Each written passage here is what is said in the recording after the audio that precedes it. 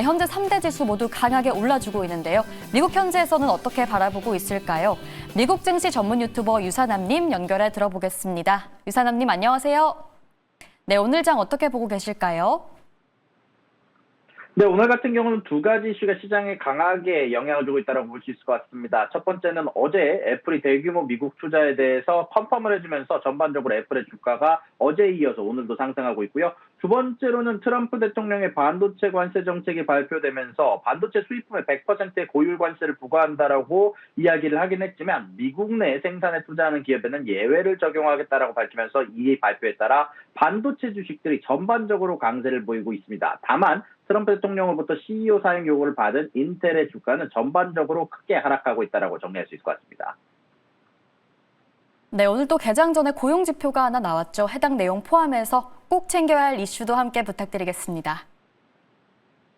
네, 오늘 같은 경우는 여러 거시경제 지표 중 실업수당 청구 건수에 대한 발표가 있었습니다. 그에 따라서 노동시장 둔화에 대한 우려가 커지고 있습니다. 동시에 금리 인하에 대한 기대감도 올라가고 있는데요.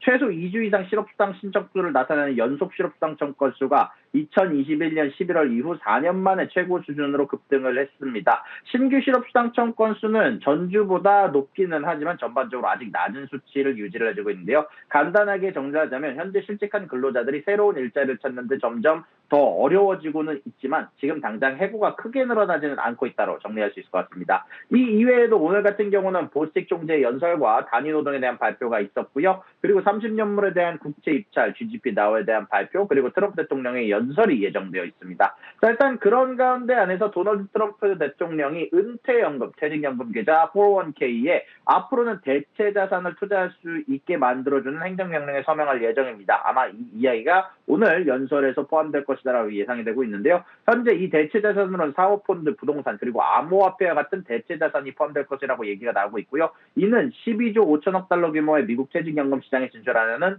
월가의 오랜 수건이 이루어지는 것으로 미국인들의 은퇴 자산 운용 방식에 커다란 변화를 예고를 하고 있습니다. 일단 이번 행정명령은 노동부의 대체 자산 투자를 둘러싼 기존 지침을 재평가한다는 내용이 포함되었는데요. 현재 이런 부분들은 트럼프 대통령이 로리 차베스 데레머 노동부 장관에게 재무보증권위원회와 협력해서 관련 규정이 변경이 필요한지에 대한 검토를 지시할 계획이다라고 얘기가 나왔고요. 이는 트럼프 행정부가 확정기형 퇴직연금의 사모자산을 도입하기 위해서 가장 커다란 조치로 평가가 되고 있습니다. 그와 동시에 기대와 우려가 동시에 공존하고 있는데요. 기대하는 측은 앞으로 저축자들에게 더 많은 투자 선택권과 더 높은 잠재적 수익률을 제공할 수 있다고 주장하면서 동시에 이런 대체 자산에도 유동성이 들어오게 되면서 훨씬 더 좀 더 많은 거래가 이루어질 것이다라고 평가를 하고 있고요. 다만 반대편의 우려도 만만치 않습니다. 대체 자산은 주식이나 채권에 비해서 위험성이 높고 수수료가 높기 때문에 동시에 유동성이 낮아 필요할 때 현금화가 어려워 전반적으로 만약에 은퇴할 때 손실이 크게 날 수도 있다라는 우려가 있기 때문에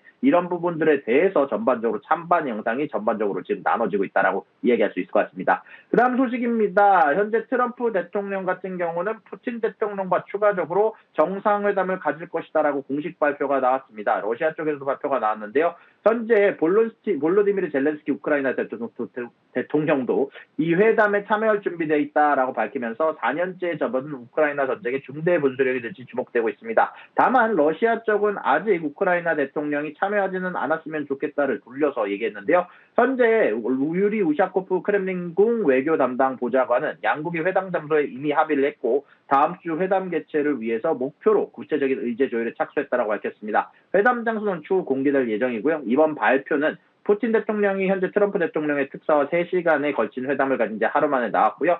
트럼프 대통령은 날이 갈수록 러시아에 대한 압박 수위를 높이면서 특히 이번에 인도에 50% 관세를 부과하면서 러시아산 원유 구매를 하는 국가들에게 2차 관세를 부과하겠다라고 위협을 하고 있는데요.